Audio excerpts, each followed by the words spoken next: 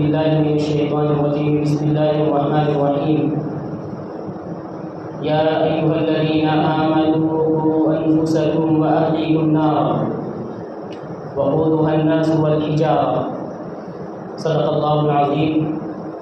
عن أبي هريرة رضي الله عنه قال قال رسول الله صلى الله عليه وسلم: إذا مات الإنسان انقطع عنه عمله إلا من ثلاثة: إلا من صدقة جارية أو علم ينتفع به أو ولد صالح يدعو له.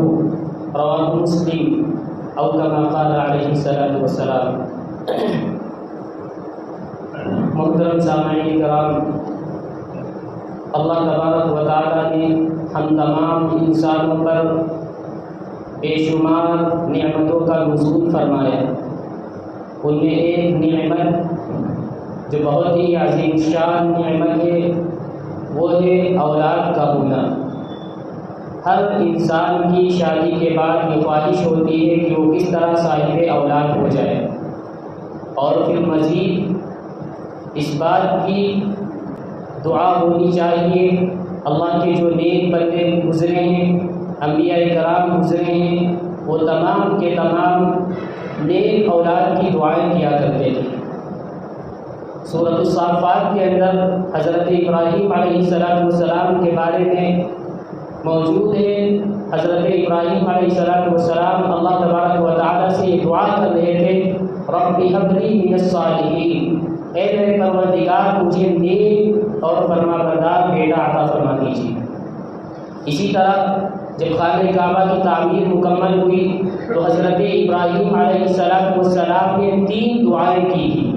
ان میں سے ایک دعا یہ بھی تھی: ربنا واجعلنا مسلمین لک ومن ذریتنا امة مسلمة لک. اے میرے پروردگار مجھے بھی فرمانبردار بنا دیجیے اور میرا بیٹا یعنی حضرت اسماعیل کو بھی مطیع اور فرمانبردار بنا دیجیے. مجھے بھی نیک بنا دیجیے، مجھے بھی دیندار بنا دیجیے، اور اسی طرح میرے بیٹے اسماعیل کے بھی نیک اور فرمانبردار اور صالح بنا دیجیے. تو اللہ کے جو نیک بندے گزرے ہیں، انبیاء کرام علیہ السلام، وہ ہمیشہ اپنی اولاد کے لیے نیک ہونے کی دعائیں کیا کرتے تھے.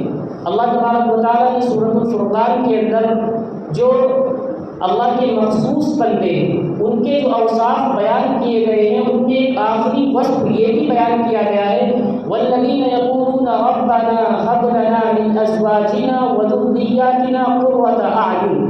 کہ اللہ کے جو خاص بندے ہیں، اللہ تبارک و تعالیٰ نے جن کی تعریف کی ہے اور ان کے 13 اوصاف بیان کیے ہیں، انہی کو عباد الرحمن کا لقب دیا گیا ہے.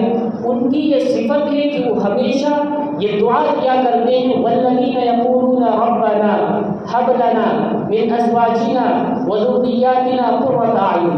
اے میرے پروردگار میرے بیٹوں کو، میری بیویوں کو میری آنکھوں کی ٹھنڈک بنا دیجیے.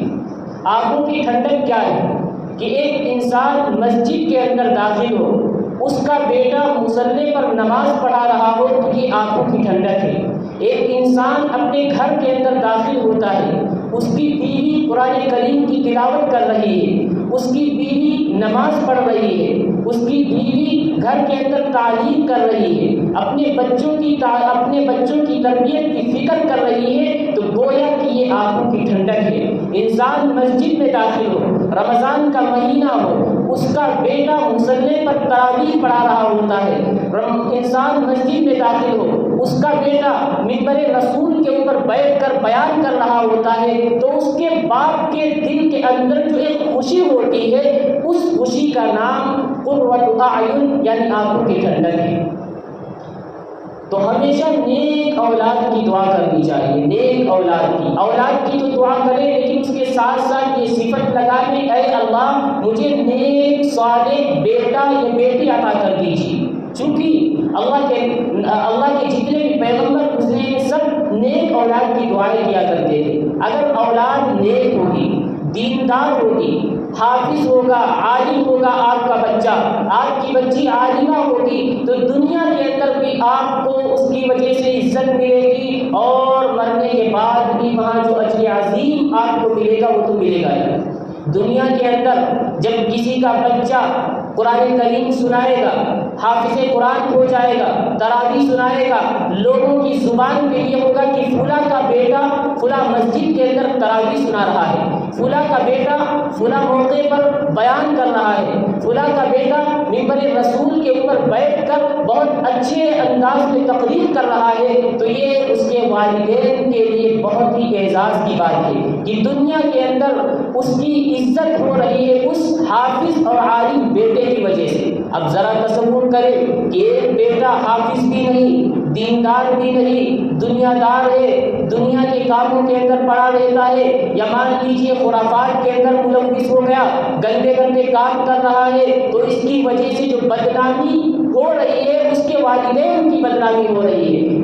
لوگوں کی زبان پہ ہوتا ہے کہ فلاں کام فلاں صاحب کے صاحبزادے نے کیا ہے، فلاں کے صاحبزادے نے اس طرح کی حرکت کی ہے۔ اب بتائیں اس کے تربیت اچھی نہ کرنے کی وجہ سے اس کے بعد کی رسوائی دنیا کے اندر بھی ہو رہی ہے، اور مرنے کے بعد میدان محشر والا دن ہوگا۔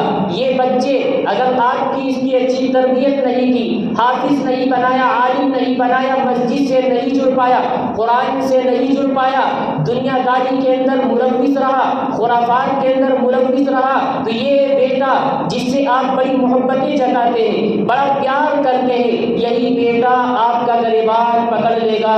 اللہ پوچھے گا تو یہ کہہ دے گا اے میرے پروردگار، میرے ابو نے تو کبھی بتایا ہی نہیں نماز کیا ہوتی ہے، میرے ابو نے کبھی بتایا ہی نہیں قرآن کیا ہوتا ہے، میرے ابو نے بتایا ہی نہیں کہ حافظ قرآن کیا ہوتا ہے، اگر یہ ہمیں بتاتے تو میں اس پہ عمل کرتا۔ تو یاد رکھیے میدان محشر والے دن اس اولاد کی وجہ سے آپ کی پکڑ ہو سکتی۔ اس لیے عزیزوں اپنے اولاد کی تربیت کی فکر کریں، نیک اولاد کی ہمیشہ دعائیں کرتے رہنا چاہیے، یہ صدقہ جاریہ ہے۔ میں نے خطبے کے اندر ایک حدیث شریف پڑھی، امام مسلم علیہ الرحمہ نے اپنی مسلم شریف کے اندر اس حدیث کو نقل کیا ہے۔ 3 باتیں اس میں بیان کی گئی ہیں کہ انسان جب اس دنیا سے چلا جاتا ہے، انتقال ہو جاتا ہے، جب تک وہ دنیا کے اندر ہے تب تک تو اس کے نامہ اعمال کے اندر جو بھی عمل کرتا ہے، نماز پڑھ رہا ہے، قرآن پڑھ رہا ہے، اچھے کام کر رہا ہے، تو اس کے یہ نیک اعمال کا ثواب اس کے نامہ اعمال کے اندر درج ہو رہا ہوتا ہے۔ لیکن جس دن سے اس کا انتقال ہو جاتا ہے، اس دنیا سے چلا جاتا ہے، پھر اس کا جو رجسٹر ہوتا ہے وہ بند کر دیا جاتا ہے، چونکہ اب نماز نہیں پڑھ سکتا، تسبیحات نہیں پڑھ سکتا، قرآن نہیں پڑھ سکتا، تو اس کا نامہ اعمال، اس کا جو رجسٹر ہوتا ہے بند کر دیا جاتا ہے، اعمال کا سلسلہ منقطع ہو جاتا ہے۔ اذا مات الانسان انقطع عنه عمله الا من ثلاثه الا من صدقة جاریہ او علم ينتفع به او ولد صالح يدعو له، کہ 3 چیزیں ایسی ہیں انسان اس دنیا سے چلا جاتا ہے، اگر وہ تینوں چیزیں پائی جا رہی ہیں تو اس کے نامہ اعمال کے اندر اس کا ثواب پہنچتا رہتا ہے۔ نمبر 1 صدقہ جاریہ، کہ کہیں مسجد بن رہی ہے یا کہیں مدرسہ بن رہا ہے، کسی نے اس پہ تعاون کر دیا، تو جب تک وہ مدرسہ چلتا رہے گا، جب تک وہ مسجد باقی رہے گی، لوگ نماز پڑھتے رہیں گے، اس مسجد کا ثواب یا اسی طریقے سے اس مدرسے کا ثواب اس کے نامہ اعمال کے اندر پہنچتا رہے گا۔ کوئی ایسا کام کر جائے جو لوگوں کے لیے نفع بخش ہو، لوگ اس کے مرنے کے بعد فائدہ اٹھاتے رہیں، تو اس کے نامہ اعمال کے اندر اس کا ثواب پہنچتا رہے گا۔ اسی طرح دوسرے نمبر پہ اللہ کے نبی صلی اللہ علیہ وسلم نے ارشاد فرمایا او علم ينتفع به، ایسا علم کہ اس کے مرنے کے بعد لوگ اس کے علم سے فائدہ اٹھاتے رہے۔ ایک تو یہ ہے کہ کسی نے کتاب کوئی لکھ دی یا کسی نے دین کا مسئلہ کسی کو بتا دیا، اب جب تک وہ بندہ اس پر عمل کرتا رہے گا اس کے نامہ اعمال کے اندر اس کا ثواب پہنچتا رہے گا۔ جیسے مدارس کے اندر استاد پڑھاتے ہیں اور شاگردوں کو پڑھاتے ہیں، پھر وہ شاگرد دوسرے شاگرد کو پڑھاتا ہے، یہ سلسلہ جب تک جاری رہے گا تب تک اس پہلے والے استاد کے نامہ اعمال کے اندر اس کا ثواب پہنچتا رہے گا۔ تیسرے نمبر پہ اللہ کے نبی صلی اللہ علیہ وسلم نے ارشاد فرمایا او ولد صالح يدعو له، کہ نیک اولاد جس نے چھوڑ دیا اس کے بعد اس کا انتقال ہو گیا تو وہ نیک اولاد یعنی جب تک قرآن پڑھے گا، جب تک نماز پڑھے گا، کوئی اچھا کام کرے گا، اس کو ثواب تو ملے گا ہی، لیکن اس کے برابر اس کے والدین کے، اس کے والد محترم کے نام اعمال کے اندر اس کا ثواب پہنچتا رہے گا۔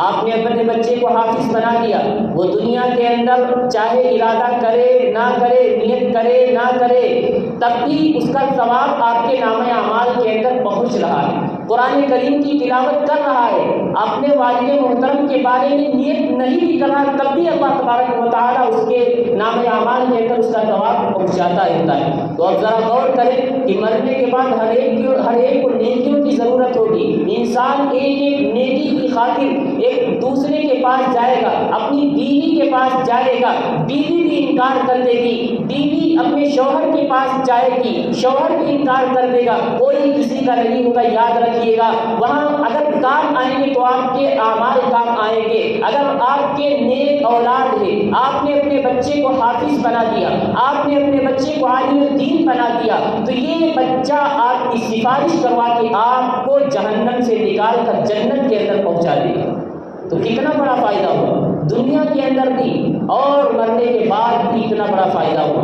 اگر آپ کا بیٹا نیک نہیں ہے، حافظ نہیں ہے، عالم نہیں ہے اور دنیا داری کے اندر پھنس گیا ہے، نمازوں کو بھی سائڈ میں لگا دیا ہے، تو یاد رکھیں یہی بیٹا آپ کا وبال جان بن جائے گا۔ مرنے کے بعد کوئی کسی کو یاد واد نہیں کرتا ہے، بس یہ لوگ کہا کرتے ہیں کہ میری آپ سے بہت محبت ہے، ہم بہت محبت کرتے ہیں، یہ کچھ نہیں، کوئی یاد واد نہیں کرتا ہے۔ مرنے کے بعد اگر آپ نے اپنے بیٹے کو نیک بنا دیا، وہ نیک بیٹا اپنے والد محترم کے لیے دعا کرے گا، انشاءاللہ اس کی برکت سے اللہ تبارک و تعالیٰ آپ جہنم سے نکال کر جنت کے اندر پہنچا دے گا۔ تو اس لیے اپنے بیٹوں کو حافظ اور عالم بنانے کی فکر کریں، چونکہ یہ سال کی شروعات ہے، مدارس اسلامیہ کھل چکے ہیں، آپ کے گھر میں کم از کم ایک بیٹے کو تو آپ حافظ عالم بنائیے۔ دنیا کے اندر لوگوں کی یہ فکر رہتی ہے کہ اگر بیٹا حافظ بن جائے گا، عالم بن جائے گا، کہاں سے کمائے گا، اس کی تنخواہ بس 8,000 10,000 ہوتی ہے۔ ارے آپ ذرا غور کریں، جو اللہ کتے کو بندر کو کھلا سکتا ہے، کیا وہ اللہ آپ کے حافظ بیٹے کو کبھی بھوکا سلا سکتا ہے؟ خیرکم من تعلم القرآن وعلمہ کا جو مصداق ہو جائے اس کو بھوکا سلا سکتا ہے؟ کبھی نہیں ایسا ہو سکتا ہے۔ بس یہ لوگوں کی ایک فکر رہتی ہے کہ یار ہمارا بھیا حافظ بن جائے گا، کھائے گا کہاں سے، کمائے گا کہاں سے؟ یاد رکھیے یہ بس یوں ہی ایک طرح کی سوچ ہے، اس کا حقیقت سے کوئی تعلق نہیں ہے۔ اس لیے اپنے بچوں کو حافظ عالم بنانے کی فکر کریں۔ ایک مختصر سا واقعہ سنا کر میں اپنی بات کو ختم کر رہا ہوں۔ امام جعفری علیہ الرحمہ ایک بہت بڑے بزرگ گزرے ہیں، ان کی ایک عربی کی کتاب ہے روض الریاحین فی حکایات الصالحین۔ اس کے اندر انہوں نے ایک واقعہ لکھا ہے کہ ایک صاحب جنہوں نے خواب دیکھا کہ ایک شخص قبرستان کے اندر داخل ہو رہا ہے، اس کے ہاتھ میں ایک تھیلا ہے، اس تھیلے میں کچھ لفافے رکھے ہوئے ہیں، وہ لفافہ نکالتا ہے اور قبرستان میں آواز دیتا ہے، پورا نام دیتا ہے، وہ روح قبر سے اٹھ کر آتی ہے، وہ لفافہ لے لیتی ہے، چلی جاتی ہے۔ پھر دوسری روح کو آواز دیتا ہے، وہ روح آتی ہے، لفافہ لیتی ہے، چلی جاتی ہے۔ اسی طرح کئی ارواح نام لے کر بلاتا ہے، وہ سب آتی ہیں اور واپس چلی جاتی ہیں، لیکن ان میں سے ایک شخص ہے جو بہت غمزدہ دوسری طرف بیٹھا ہوا ہے اور یہ جو خواب دیکھ رہا تھا یہ سارے کے سارے منظر کو دیکھ رہا ہے۔ اب بعد میں اس نے پوچھا یہ کیا ماجرا ہے، یہ کیا آپ تقسیم کر رہے ہیں، آپ کے تھیلے میں کیا ہے؟ آپ روحوں کو آواز دیتے ہیں، ان کو تقسیم کر دیتے ہیں، لیکن یہ صاحب جو دور بیٹھے ہوئے ہیں بہت غمزدہ ہے، یہ کیوں غمزدہ ہے؟ تو انہوں نے پورا واقعہ بتایا کہ یہ جو میں تھیلے میں لیے ہوئے ہوں اس میں ثواب ہے، یہ جو ارواحیں موجود ہیں یہاں پہ جن لوگوں کا انتقال ہو چکا ہے ان کے گھر والے ایصال ثواب کرتے ہیں، کسی کے گھر والے نے سورہ یاسین پڑھ کر ایصال ثواب کیا، کسی نے پورا قرآن کریم کی تلاوت کی، اس کا ثواب اپنے والد محترم کو پہنچا رہا ہے۔ تو میں ثواب کو تقسیم کر رہا ہوں، ہر ایک کی روح کو آواز دیتا ہوں اور وہ روح آ جاتی اپنے ثواب کو لے کر اپنی قبر میں چلی جاتی ہے۔ لیکن یہ صاحب جو سامنے کھڑے ہوئے ہیں بہت غمزدہ ہے، انہوں نے خود بتایا کہ میں اس قبرستان میں آئے ہوئے مجھے 9 سال ہو چکے ہیں، میرا بیٹا کوئی حافظ نہیں، میرا بیٹا کوئی عالم نہیں، میرے گھر والے کوئی دیندار نہیں، 9 سال ہو چکے ہیں، آج تک میرے گھر سے کوئی ثواب کی چیز نہیں آئی ہے، کسی نے ایصال ثواب نہیں کیا ہے، اسی لیے میں پریشان ہوں، میں عذاب کے اندر مبتلا ہوں، میرے گھر سے کوئی ایصال ثواب کرنے والا ہے ہی نہیں، میرے گھر سے کوئی ثواب پہنچانے والا ہے ہی نہیں، اس لیے میں پریشان ہوں۔ اس لیے عزیزوں، اگر آپ کا بیٹا حافظ ہوگا، آپ کا بیٹا عالم ہوگا، تو ضرور کچھ نہ کچھ تو ضرور آپ کے لیے ایصال ثواب کرے گا۔ قبر کے اندر ہونے والا جو عذاب ہوتا ہے، جب ثواب پہنچتا ہے، اللہ اس ثواب کی برکت سے اس عذاب کو ہلکا کر دیتا ہے یا عذاب کو ہٹا دیتا ہے۔ اس لیے عزیزوں، آپ اپنے بچوں کو صرف پیسوں کی مشین نہ بنائیے، ڈاکٹر انجینئر تو بات کی چیز ہے، اگر آپ کا بیٹا دیندار نہیں ہوگا کچھ بھی کام نہیں آئے گا۔ آپ کی لاش پڑی ہوگی، آپ کا بیٹا ڈاکٹر ہوگا، دوسرے ملک میں نوکری کرتا ہوگا، وہ آئے گا، کھڑا ہو جائے گا اور اس کو دعا تک یاد نہیں ہوگی کہ میرے والد محترم کا انتقال ہوا ہے، انتقال کے وقت میں نماز جنازہ میں کون سی دعا پڑھی جاتی ہے اس کو دعا تک یاد نہیں ہوگی۔ اس لیے عزیزوں، اپنی اولاد کی فکر کریں، ضرور فکر کریں، اپنے بچوں کو حافظ عالم بنائیں، نہ بنا سکے تو کم از کم دیندار ضرور بنائیں۔ اللہ ہم سب کو ان تمام باتوں کے اوپر عمل کرنے کی توفیق مرحمت فرمائے، آمین۔ وآخر دعوانا ان الحمد للہ رب العالمین۔